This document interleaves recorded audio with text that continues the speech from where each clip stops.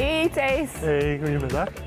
Ik heb een verrassing. Oh. Jullie zijn genomineerd voor een Visit Limburg Award. Oh, dankjewel. En ik heb een vlaai bij om te vieren. Dus, dankjewel.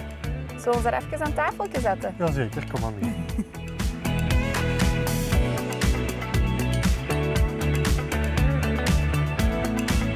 Vertel eens Thijs, wat doen jullie hier precies?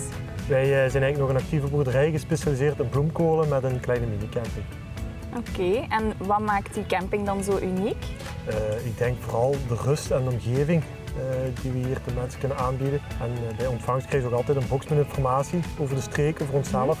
En ze kunnen onmiddellijk aan onze automaat onze eigen producten kopen. En waarom willen jullie die award zo graag winnen? Ik denk omdat we vooral onze boerderij en onze camping met hart en ziel uitbaten en de mensen hier echt een thuis willen geven.